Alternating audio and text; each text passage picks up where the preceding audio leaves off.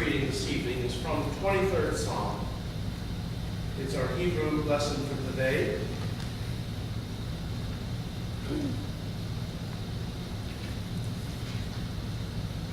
This is the New International Version of this wonderful hymn. The Lord is my shepherd, I shall lack nothing.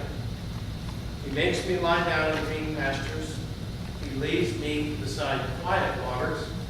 He restores my soul.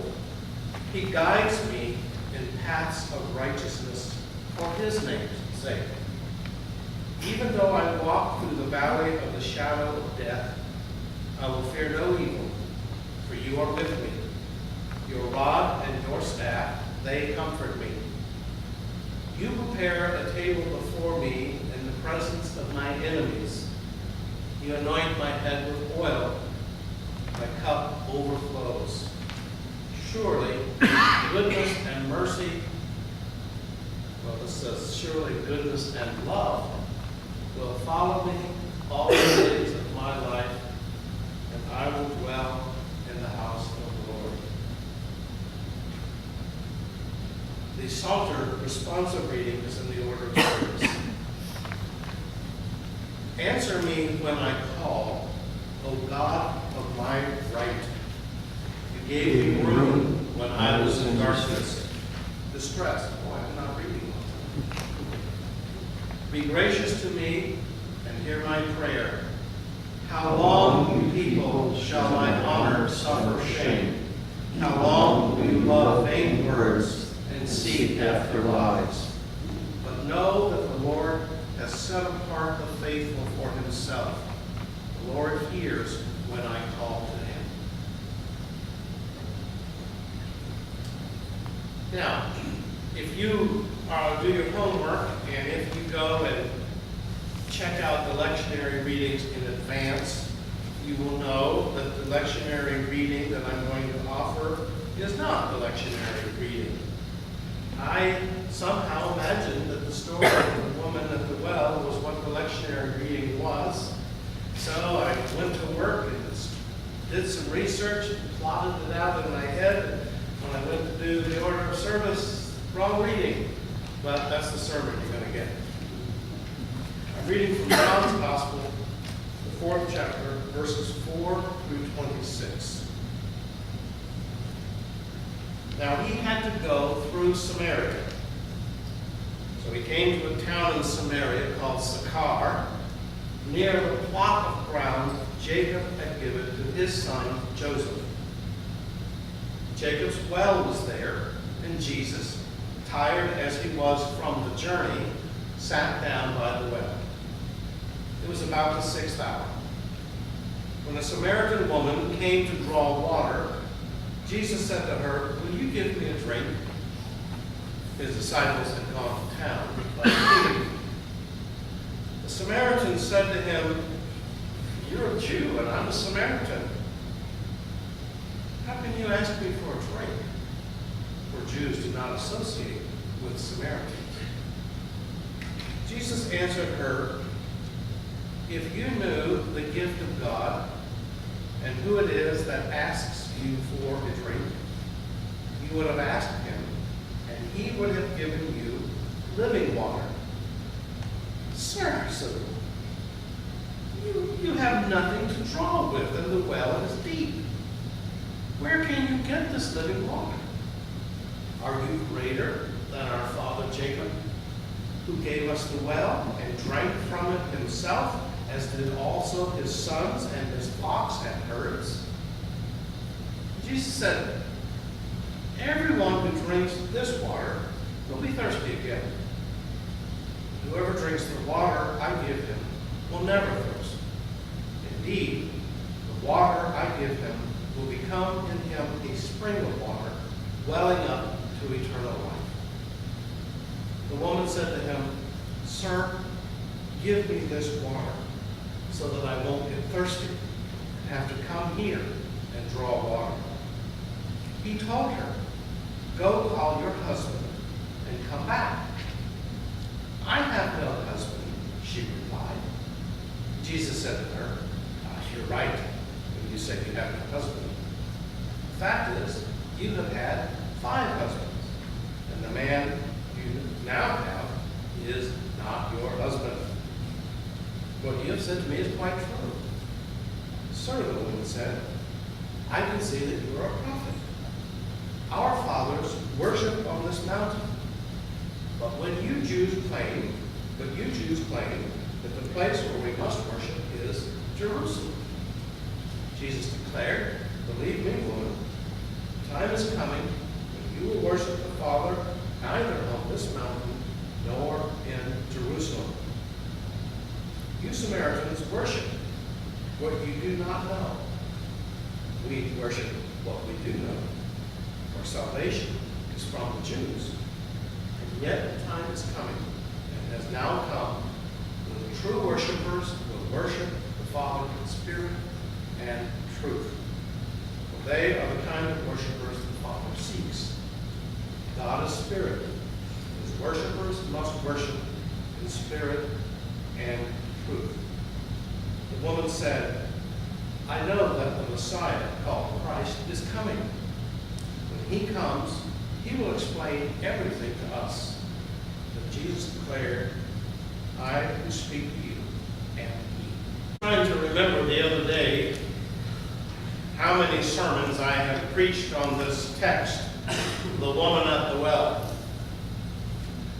There are few stories in the Bible so laden with insight, meaning, and subtle possibility for our understanding. It is a story of deep hostility between Samaritans and Jews, great tensions between men and women, and the wonderful old theme of sin and salvation. Think for a second of all of the metaphors and images in this story. The well, the cup, water, flocks, families, a holy mountain, and the holy city of Jerusalem. I would like to focus this evening on the dynamic relationship between truth-telling, forgiveness, and reconciliation. That's the theme that picks up at the end of this reading. Jesus is telling the woman, and it could be a man, or a child, or an American, that she must tell the truth about herself. She must come to real terms about who she is, where her deepest values lie, and how her behaviors reveal her character. Now, we need to understand that this is a universal question, regardless of your race, age, religion, class, ethnicity, gender, or gender orientation. We must tell the truth about the human condition, both personal and corporate. We must tell that truth if we are ever going to know harmony in our hearts, in our families, and in our community throughout the world. Telling truth is absolutely essential. Call it the condition of forgiveness and reconciliation. I think of cancer as a concrete example of that reality. Some of you know that I have long suffered from kidney stones. Many years ago, I was given an IVP for the purpose of x-raying my right kidney. The radiologist said he saw a mass on my right kidney, and he scheduled an MRI. That procedure was some 2 weeks away.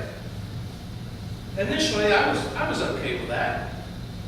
But as the days dragged on, I began to imagine all kinds of possibilities, such as kidney cancer.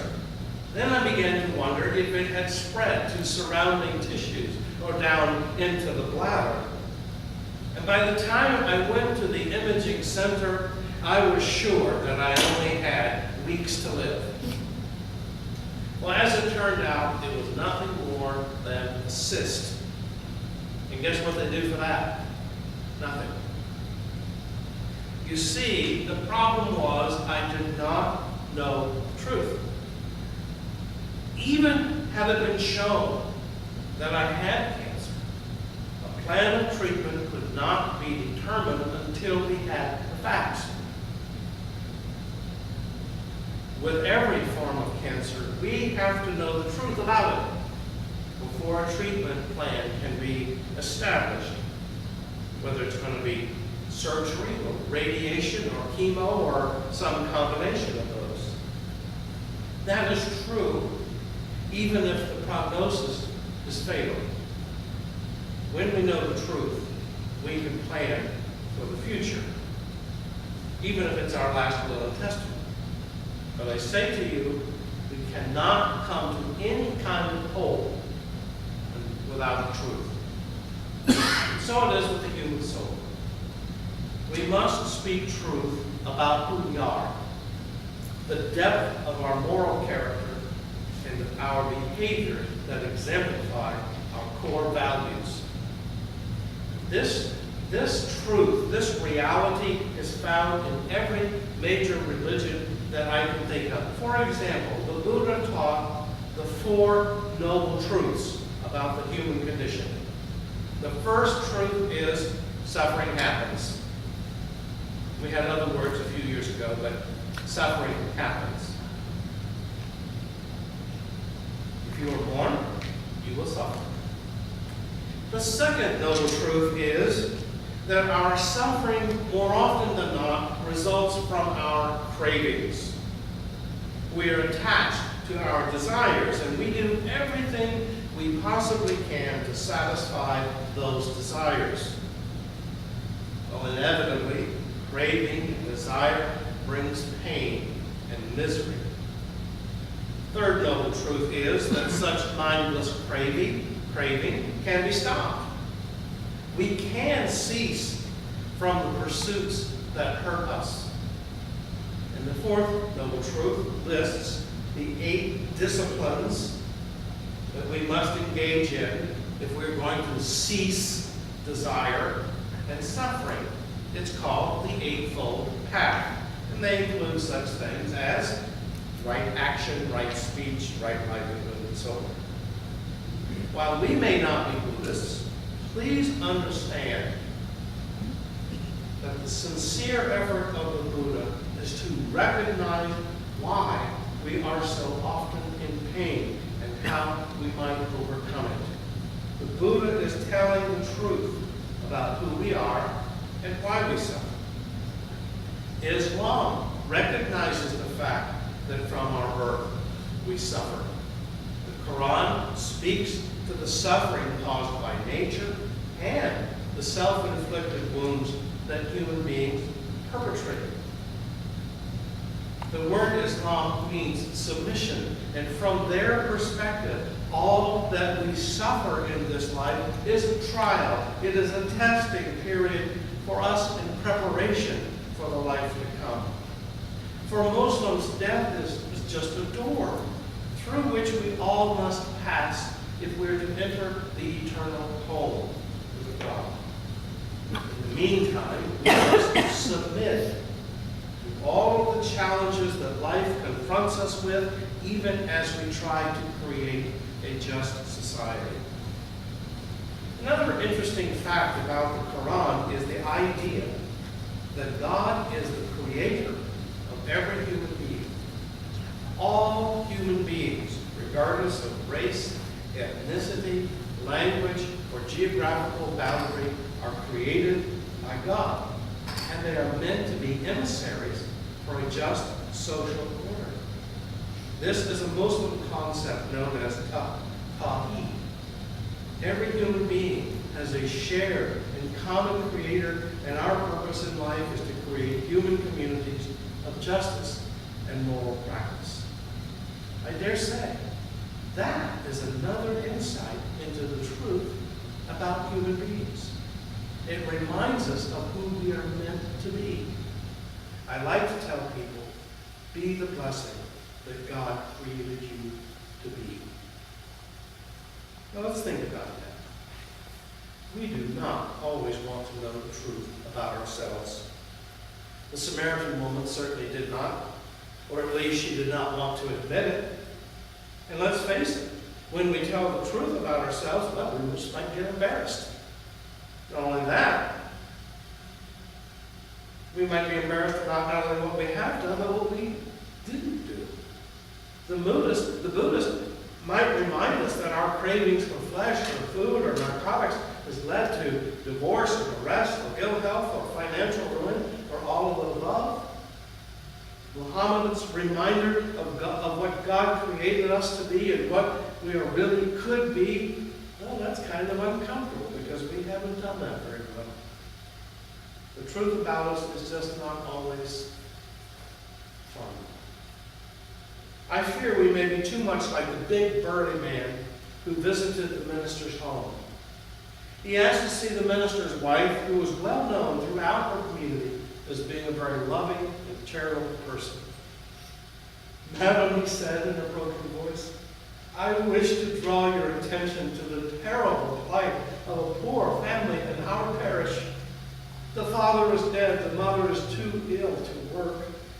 There are 9 hungry children. They are about to be evicted and turned out into the cold, heartless streets unless someone can pay their rent, which is $400. "That's horrible," explained the minister's wife, "but who are you?" The sympathetic visitor dabbed his eyes with a handkerchief and he said, "I'm the landlord."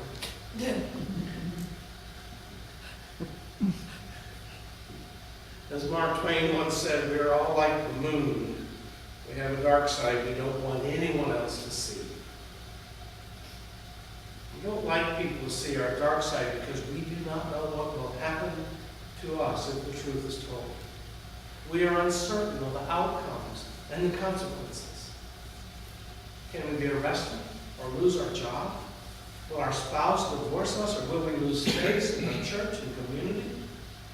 We cannot tell the truth about ourselves because, well, our motives are conflicted. We're often ambivalent. We want to be women and men of noble character, and, well, at the same time, we kind of enjoy those momentary pleasures of our habits. We do not want to tell the truth about ourselves because, oh my God, we might have to change. Change our attitudes. Change our habits. Change our behaviors.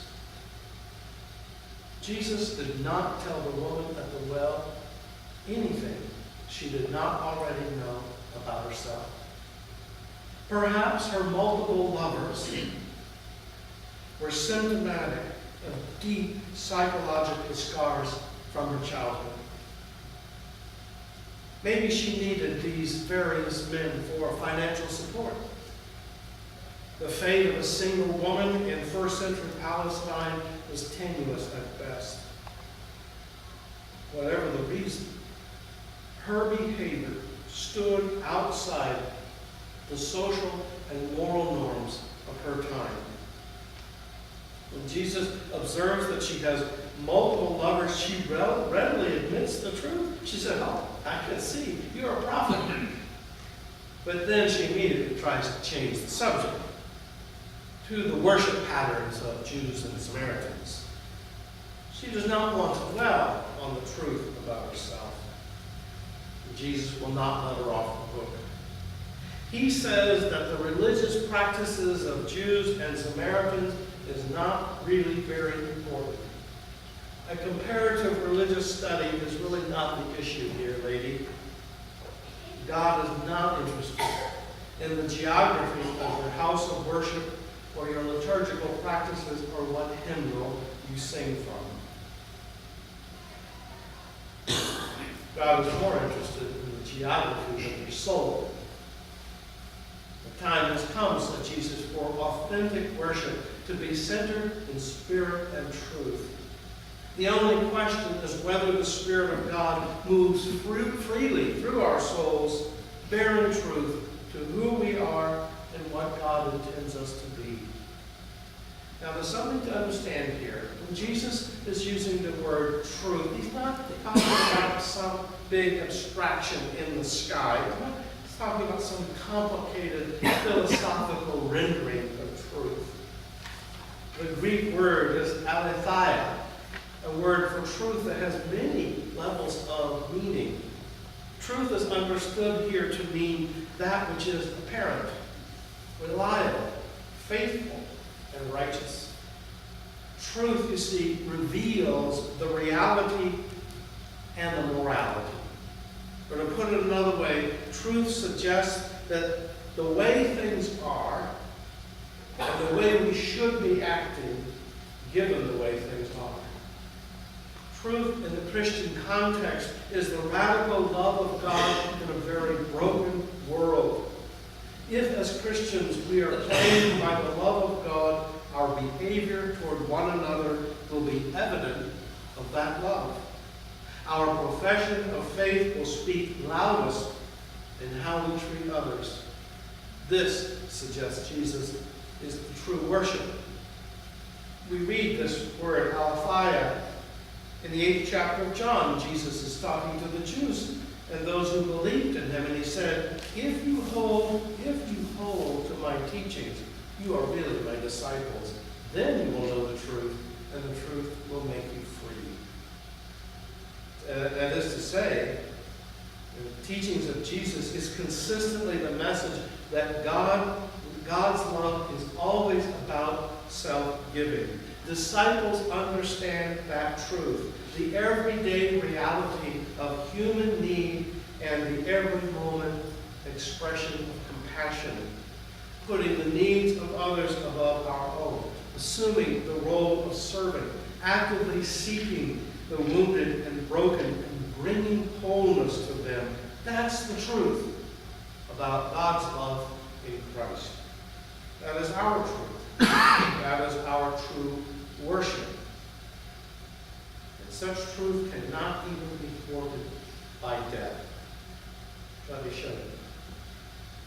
Solomon Rosenberg and his wife and their 2 sons were arrested, together with Rosenberg's mother and father, for the crime of being Jews. They were placed in a hard labor Nazi concentration camp. There are only 2 rules. You were permitted to live as long as you did your work. When you became too weak to do your work, you were exterminated. Rosenberg watched as his mother and father were marched off to their deaths. He knew that the next would be his youngest child, David, because David had always been a frail boy. And every evening, Rosenberg came back into the barracks after a hard day's work, and he searched for the faces of his family. When he found them, they would all huddle together, embrace one another, and thank God for another day of life. One day, Rosenberg came back, and he didn't see all those familiar faces. He finally discovered his oldest son, Joshua, in a corner, huddled and crying. He said, "Joshua, tell me it's not true." Joshua turned to his father and said, "It is true, Papa. Today, David was not strong enough to do his work, so they came for him." "But where's Mother?" asked Mr. Rosenberg. "Oh, Father," he said.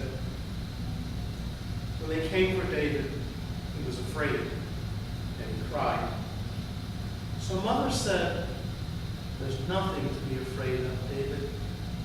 She took his hand, and she went with him. Do you see the truth working in that story? The truth is the horror, the absolute horror of Nazi concentration camps. This truth is an unspeakable horror. The truth is the profound love of a mother who readily, without question, put self-preservation aside to comfort a child. Death camps cannot conquer love. So, dear woman at the well, dear man at the well, come out from the shadow side of your life. Step out from the dark side of your history and drink from this truth. You see, when truth is told, it has many sides. The first is the truth of human failure and our proclivity to think and act selfishly.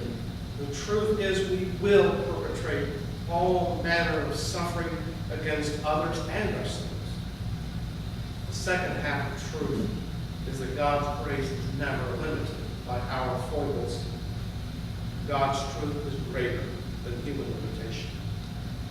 This is a story that comes out of Spain about a father and a son who had become bitterly estranged. The son ran away. A few days later, the father began to search for the boy. He searched for months, could not find him. Finally, in one last desperate effort to find his boy, the father put an ad in the Madrid newspaper, and the ad read, "Dear Papa, meet me in front of this newspaper office at noon on Saturday. All is forgiven. I love you, your father." Saturday morning came, the man went in front of the newspaper office, and there stood 800 men and boys named Papa, looking forgiveness and love from their fathers. Take a memory, all you sons and daughters of God. The truth is we have all known alienation. We have been hurt, and we have done some hurting. Tell the truth. All is forgiven. I love you. Come home. Your God